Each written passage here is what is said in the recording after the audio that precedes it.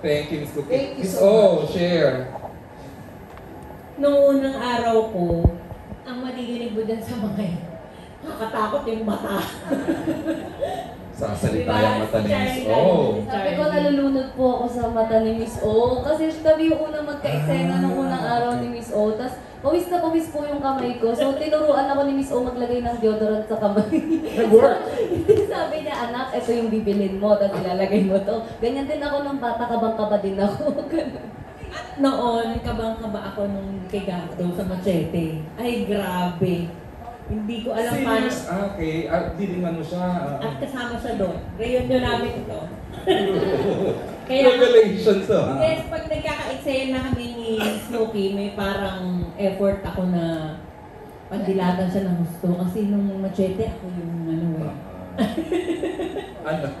Bumabawi ako dito. Pero, sabi ko nga sa'yo, kung may natututunan sila sa amin, mas may natututunan din kami sa kanila. Yung kaba nila sa akin, I will make sure na susunod na eksena, wala na yun. Ganon. Madidinig na nila yung tawa ko na malakas, ganyan-ganyan. Tapos lagi kong sinasabihan sila na huwag kayong mahiyang mamulot ng acting sa mga seniors. Kasi yun din ang ginagawa ko sa mga kagaya nung, kung pwede kong banggitin, yung mga broca babies na nakatrabaho ko, si Kuya Ipe, Bembol. At kinikwento, kay Elise na kwento ko, no? Yung tingin na tatlong ganon. Sabi ko, yan, napulot ko yan kay Kuya Ipe. Turo ni Broca. So parang, yung turo ni Broca, makukuha mo na rin. Parang ka na rin naturuan niya. So hindi nakakahiya na, ito, nakuha ko kay John Lloyd Cristo, yung iyak na nakatingin sa taas, yung parang nakikiusap sa Diyos, yung ganon. Sinasabi ko sa kanila yun, napulot ko yun sa mga mas bata sa akin. So, si Elise, ang ganda ng nakikita ko sa batang to kasi pwede siyang bida kontra bida. At ang sarap niyang paglaruan kasi pwede mong kawawain, pwede rin naman siya yung mga ngawawa, di ba? Si Charlie, pinatunayan niya sa akin kung bakit siya best actress ng MMFF. Kasi nung nanalo siya, sino yun? Sino Charlie Dizon? Ganon yung mga reaction. So, nung naka-work ko na siya, ay kaya pala. Si Alexa naman, ganun din. Kahit huwag mong pagsalitain niya ng mata niya ng usap. At syempre si Loisa na napaka-professional. Sinasakal ko na siya. Sinasakal ko. Yung ulo niya, kung nasan yung ulo niya is puro bato-bato kasi nicho na yung kasunod eh. Sinasabihan ko siya, tinatanong siya, nak, nasasaktan ka ba? Nasasaktan ba kita? Ano Hindi, inasakalin mo lang ako. Ako nung araw medyo, aray, bato, hindi bato, gano'n. Siya talaga, wala siyang gano'n. Talagang kung ano yung hinihingi ng eksena, yun talaga yung binibigay niya. At lahat kami dito blessed. Kasi ang gagaling din ng mga directors namin, lalo si Direk Raymond. Pangatlo na natin ito, Direk, no? Wow! Ano yung tatawag? Los Bastardos, pamilya ko. Ito. And every time, iba yung hinihingi niya sa akin. Like sa pamilya ko, meron siyang iyak na hiningi sa akin na iyak ng bata. At iyak ng may edad na tao. Tapos dito iba rin na pag pinukul ka ni Gardo ng dialogue, kada pukul niya dapat sinasaksak sa. Ang hirap kasi, di ba?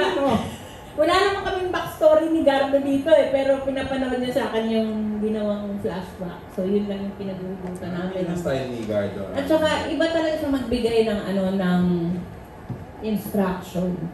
Talagang, ewan ko, kinakarir din niya ng gusto.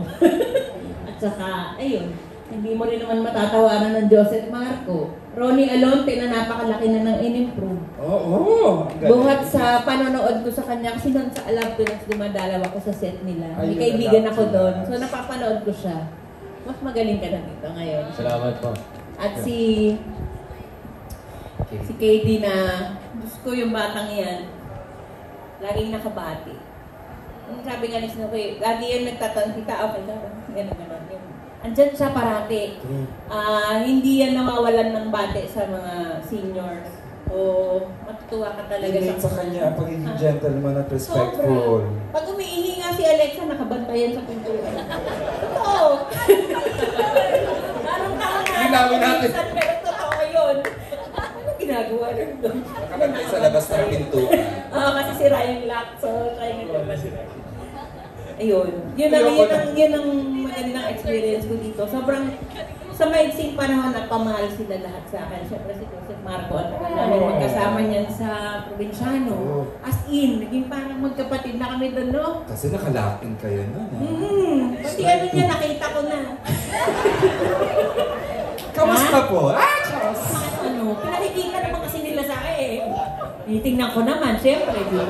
Hindi ka nga sa lock-in. Oo, Yung next pero nating walang mali project sa yun. ka. Siyempre, parang mahal ko yan si Joseph. Kasi naka-Hanford siya nun eh. di ba? Ay, hindi. Okay. Any reaction? Sir. Talagang binigay ko sa yung microphone. Sobrang admiration sa ni Miss O. Nakita, you've worked together for 2 projects. How was it? Ang ganda namang sinasabi ni Miss O. I love working with Miss O. You know, sobrang maasikaso siya. Especially kapag naging kapos mo siya and especially kapag nagustuhan ka talaga niya. Kasi ano yan eh, black and white yan eh. If ayaw ka niya, ayaw ka niya. Bro! If gusto ka niya talaga. And strike 2 na ako sa kanya. Miss O, strike 2 na to ah. Pangalawang beses mo na akong pinatay sa cell. Probinsyano, Sa ako yung probinsyano pumatay siya sa din. kanya. Dito ako rin.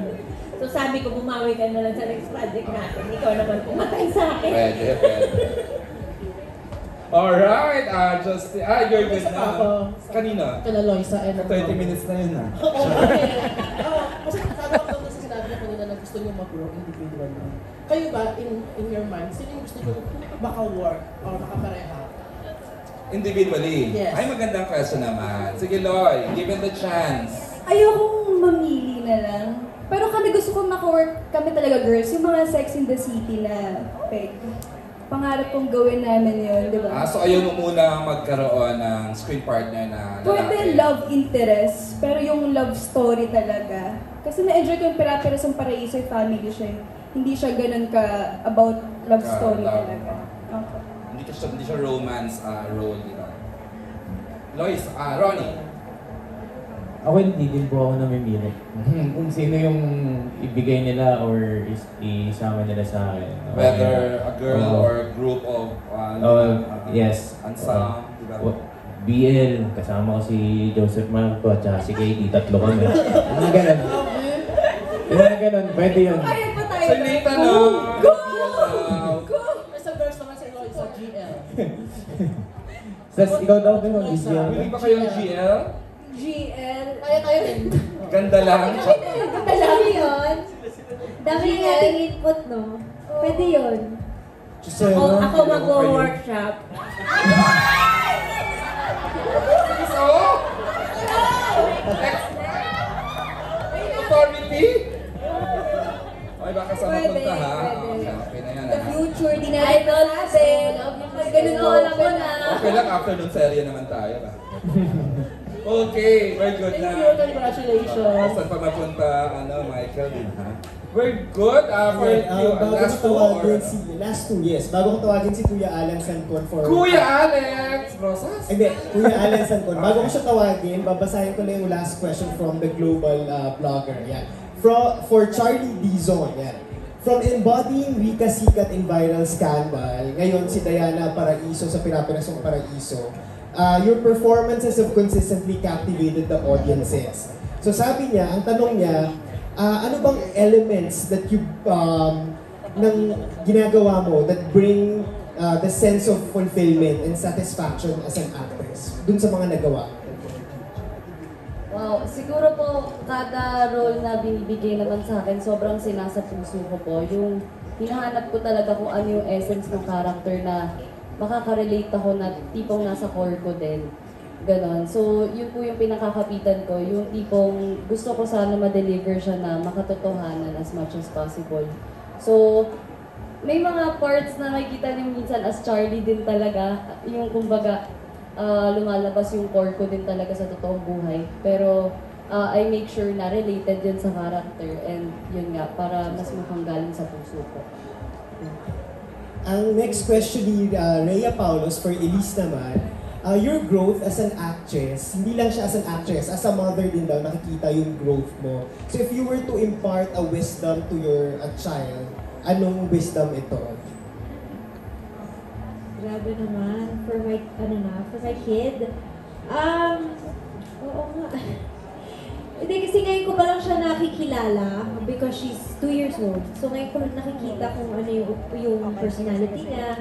And nakikita ko she's very sensitive. Like yung senses niya parang times 10. Heightened lahat. So, wisdom siguro, I just want her to feel like she's able to express all those emotions na kahit hindi tanggap din ng ibang tao or those around her, it's okay. As long as she's able to express herself freely. Okay, ang ganda naman. Okay, sige, babalik ako. Pero we can now entertain Alan's last question. Alan, star photo. Dami namang gadget. Good evening po. Yung tanong ko kay Miss Cookie. Cookie, this is for you. Yeah, tanong ko lang po. Medyo nabitin kami kasi sa eksena niyo ni Miss Maria during the time na hindi reunion project niya pero hindi kayo nagkasama ng matagal. Kayo po, gaano kayo nabitin dun sa eksena niyo dalawa? Tapos, kanino ka po mas intimidate? Kay Miss O or kay Miss Uy, it's a nice Maria? question. Parang intense, di ba, Miss Cookie? Start with Inay. Una muna yung K9. Thank you for asking me that wonderful question. Huwag binibigay Pilipinas sa mga anak ko yan. Wala tuloy ako. Yung kay Maricel, bitin na bitin talaga ako na magkasama kami ng sandaling panahon lang.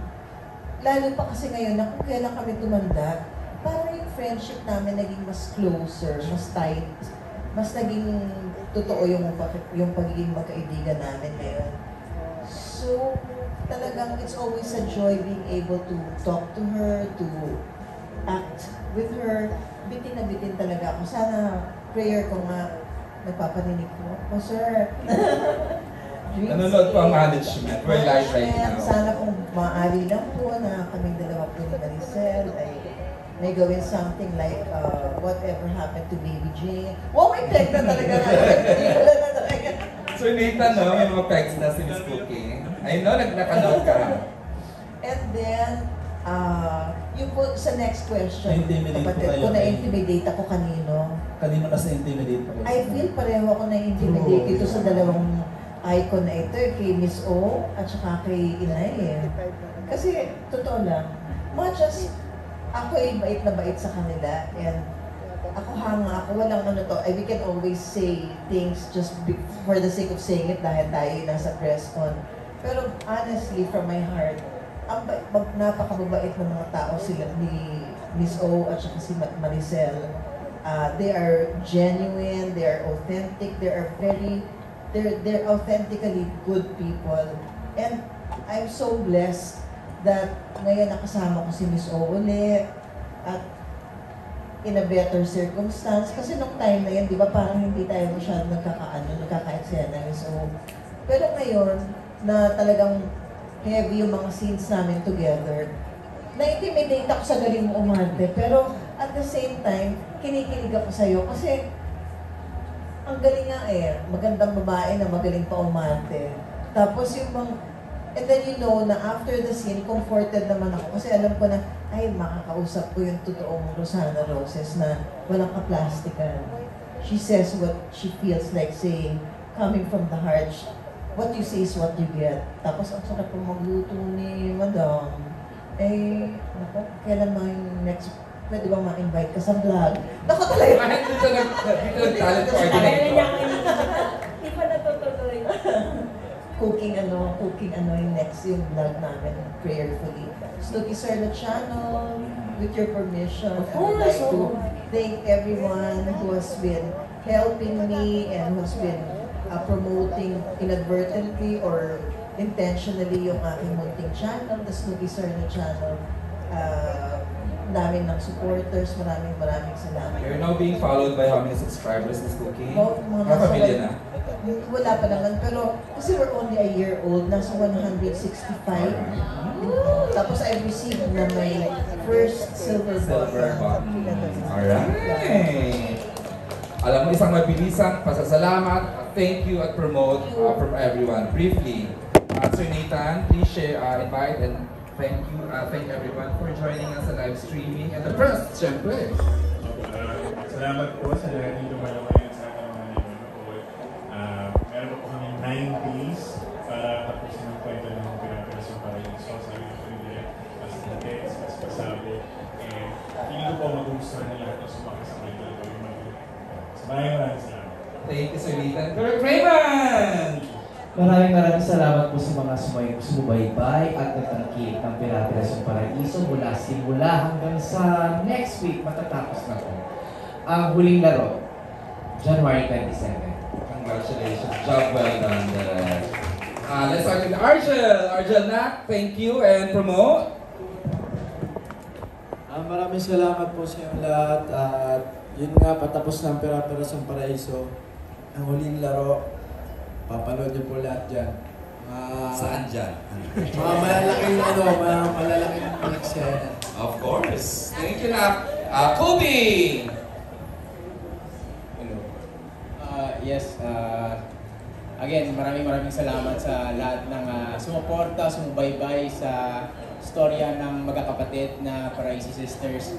Of course, abangan niyo po yung huling laro this coming January 27 sa TV5 and of course sa lahat ng platforms ng ABS-CBN Live and Kapamilya Channel. Of course. Asna! Napaka-successful po ng first project ng TV5 and ABS-CBN Studios. Congratulations po sa ating lahat. Subaybayan niyo pa po.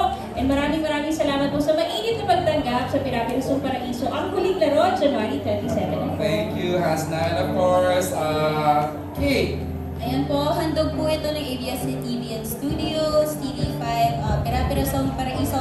Last 9 days na po, ang huling laro. Thank you, Kate.